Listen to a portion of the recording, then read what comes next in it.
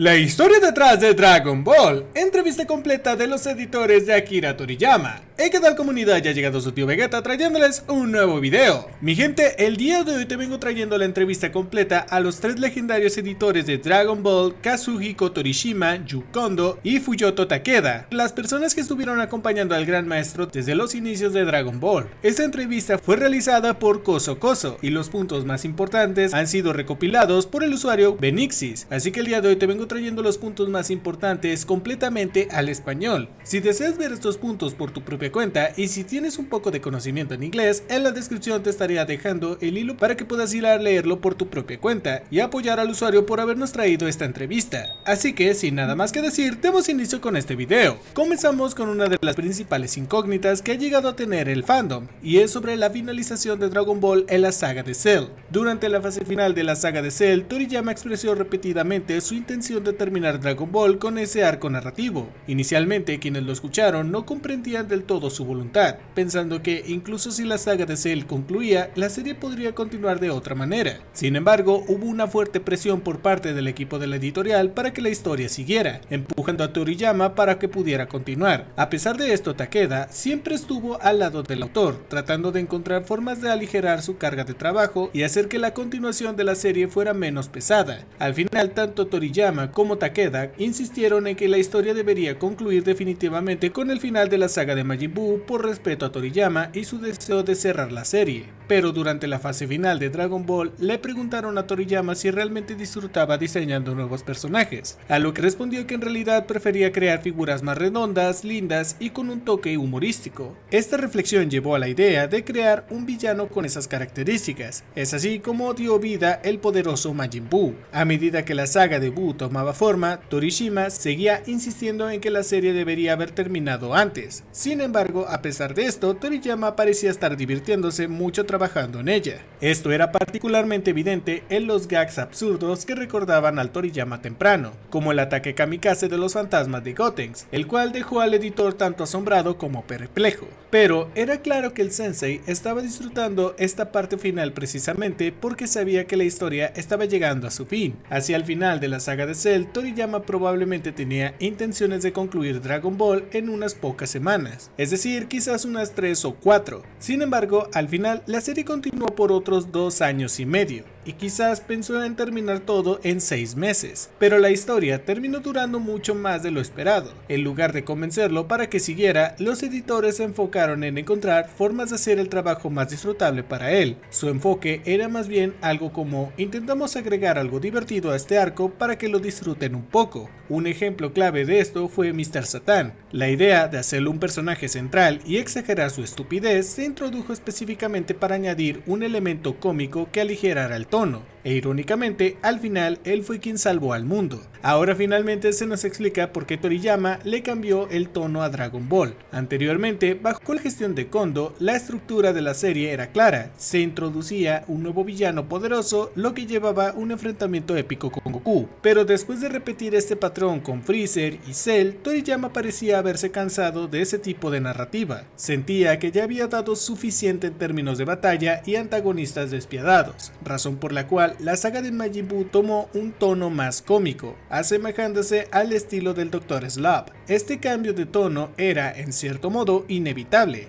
La saga de Cell se había vuelto cada vez más compleja con los viajes en el tiempo y las paradojas, creando así una estructura narrativa difícil de manejar. Si se cometía un error en la cronología, era casi imposible corregirlo sin generar más inconsistencias en la historia. A medida que la historia avanzaba, se hacía evidente que las cosas se habían enredado cada vez más. Como resultado, la saga de Majin Buu se convirtió en una especie de reacción a ese exceso de complejidad. Toriyama y los editores decidieron eliminar las complicaciones narrativas, nada de más paradojas y nada de lógicas intrincadas. En su lugar, optaron por una estructura más simple y ligera, llena de gags. Con el tiempo, esta probablemente fue la mejor elección para concluir la serie de una manera más liberal y disfrutable. Durante una conversación, le preguntaron a Toriyama si realmente estaba disfrutando dibujar ciertos personajes. Respondió que Kondo siempre le decía que si un personaje no era genial, no era lo suficientemente bueno. En ese momento, la discusión se centró en Freezer,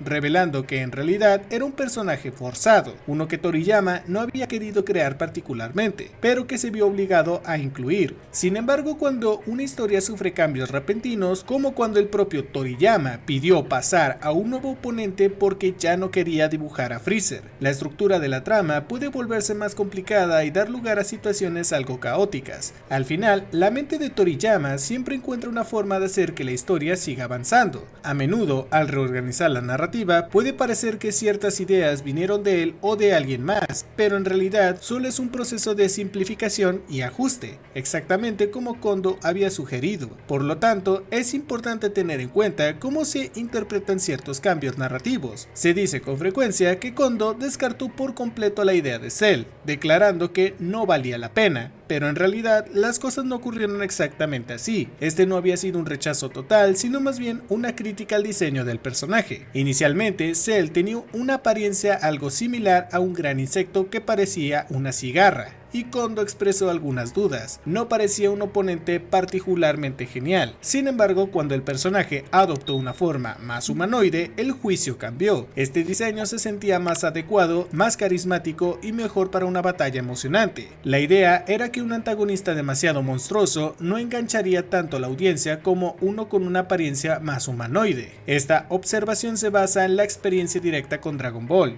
Por ejemplo, durante la transformación en Osaru, inicialmente creyó que una batalla con un mono gigante emocionaría a los lectores. Sin embargo, en realidad las encuestas de popularidad cayeron en picada. La conclusión, como enfatiza Kondo, era clara. La audiencia encontraba más interesante las peleas entre oponentes más humanoides de tamaño similar porque genera mayor tensión y compromiso. Como un dato extra que nos dejó el usuario, resalta que es algo irónico, porque en futuras entregas, los villanos finales de Dragon Ball terminaban siendo gigantes. Y sí, claro que esto fue una completa ironía. Continuando con la entrevista, se habló acerca de los villanos de Dragon Ball. La idea de Freezer como un comerciante espacial y villano galáctico surgió durante una sesión de lluvia de ideas, pero al principio no había un personaje claramente definido. El concepto de un malvado hombre de negocios intergalácticos era fuerte y universal porque de inmediato establecía su papel como un villano despiadado. En Dragon Ball, los roles bien definidos funcionan mejor. Los buenos son buenos y los malos son malos. Toriyama nunca tuvo inclinación por crear tramas intrincadas como traiciones y giros elaborados. En su lugar dejaba pistas sin desarrollar historias de fondo complejas. Su estilo de narración era simple y directo, dirigido a una audiencia joven sin exceso de flashbacks ni misterios a largo plazo por resolver.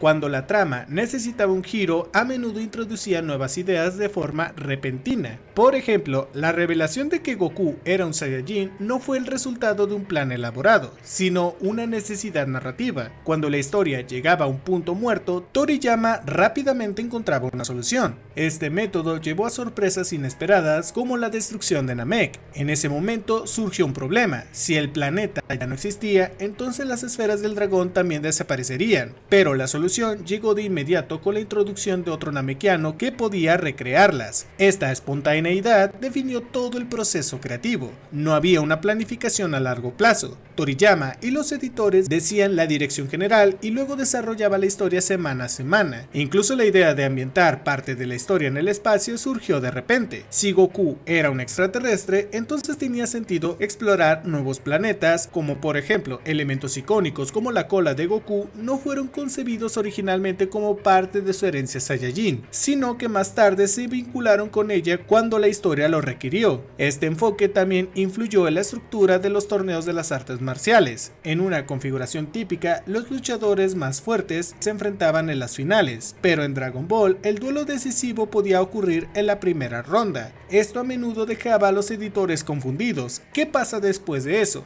Pero Toriyama, fiel a su filosofía, siempre respondía: si pongo la pelea más épica primero, entonces simplemente inventaré algo más. Su prioridad era sorprender al lector, crear algo inesperado y no preocuparse demasiado por las consecuencias a largo plazo. Esta habilidad de subvertir las expectativas e improvisar soluciones hizo que su narrativa fuera fresca e impredecible. Su objetivo no era construir una trama perfectamente estructurada, sino sorprender y entretener, siempre dejando a los lectores ansiosos por ver qué sucedería a continuación. Durante la saga de Buu, hubo un momento en el que Toriyama decidió experimentar con una idea diferente, el capítulo escolar con Gohan en la secundaria y el Gran Saiyaman. La idea era probar una trama ligera con Gohan intentando esconder su identidad mientras vivía pequeñas aventuras cotidianas. Sin embargo, después de unas semanas, Toriyama se aburrió y lo abandonó de manera abrupta. Como ocurría a menudo, si algo se volvía demasiado complicado o poco estimulante, lo dejaba así sin más. El ambiente escolar requería muchas escenas llenas de personajes de fondo, algo que Toriyama encontraba bastante tedioso y que le consumía mucho tiempo al dibujar. Así que para hacer el trabajo más simple y agradable para él, rápidamente cortó con esa trama y pasó a algo más dinámico y absurdo. Esta tendencia hacia la narración improvisada y también es evidente en la introducción de Trunks. Cuando Trunks apareció por primera vez, eliminando sin esfuerzo a Freezer, nadie, ni siquiera Toriyama, había decidido exactamente quién era. No había ningún plan a largo plazo para que fuera hijo de Vegeta y de Bulma. Fue solo más tarde que Toriyama hizo esta conexión y declaró: está bien, Bulma se casa con Vegeta. Para los editores esto fue un completo shock.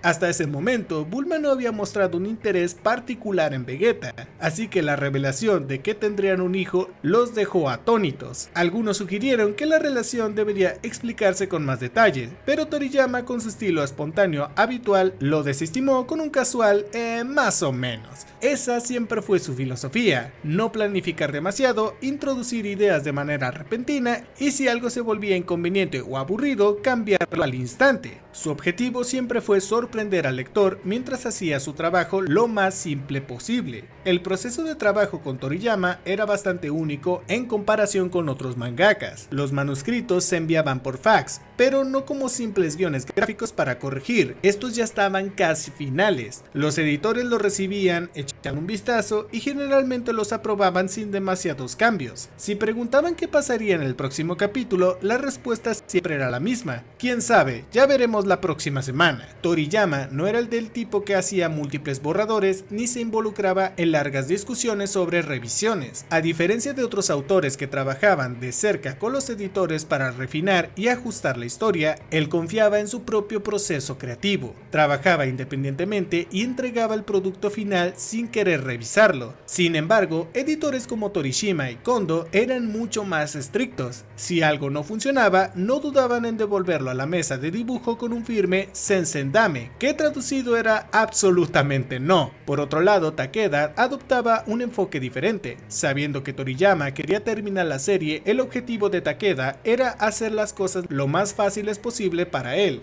evitando presiones excesivas. Pero el desafío recurrente seguía siendo el mismo. Está bien, este capítulo está listo, pero ¿qué pasa la próxima vez? ¿Qué va a suceder? Esta constante incertidumbre era la verdadera lucha para los editores de Dragon Ball, ya que el proceso creativo de Toriyama era completamente instintivo e impredecible. La transformación de Dragon Ball en un manga de batallas ocurrió gradualmente, pero no enteramente por casualidad. En sus primeras etapas, la serie equilibraba aventura, comedia y combate, pero con la llegada de la saga de los Saiyajins, el enfoque se desplazó cada vez más hacia las batallas, llevando la historia a una acción prolongada y de alta intensidad. Este cambio fue impulsado por la respuesta del público. Los lectores estaban emocionados con las peleas y querían ver más. Toriyama, inicialmente interesado en la aventura comedia, no había planeado este cambio desde un principio. Sin embargo, una vez que lo experimentó, le resultó bastante divertido desarrollar batallas cada vez más espectaculares y elaboradas. No se trataba solo de introducir un nuevo enemigo y hacer que pelee con Goku.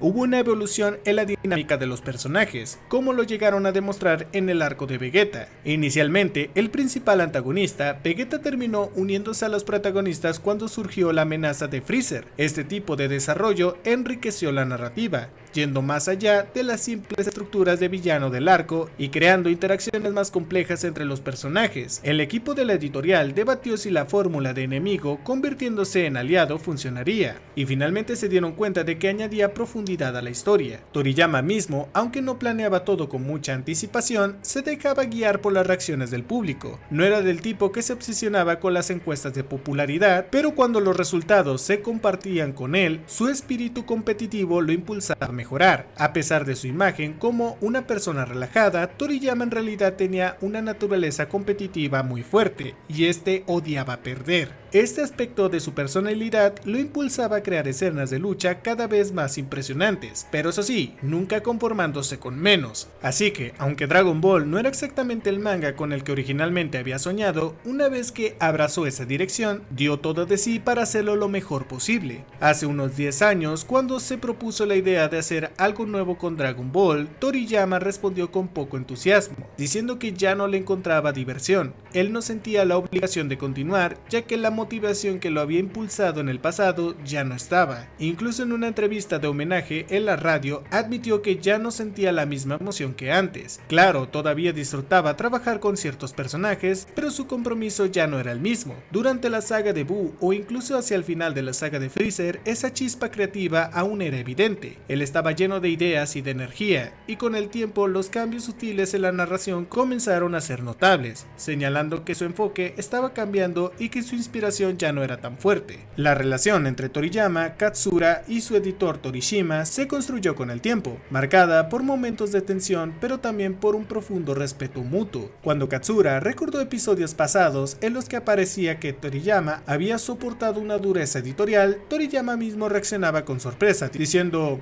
¿ah, sí? ¿Eso pasó?, dándose cuenta más tarde de lo difíciles que pudieron haber sido estos momentos. Con el tiempo, Toriyama y Katsura desarrollaron una comprensión profunda el uno del otro, habiendo trabajado ambos bajo Torishima. Compartían experiencias similares y aunque ocasionalmente se quejaban de sus decisiones, se trataba más de recordar anécdotas que de albergar algún resentimiento real. De hecho, el hecho de que hablaran negativamente de él no era por amargura, en realidad era prueba del profundo impacto que tuvo en sus carreras.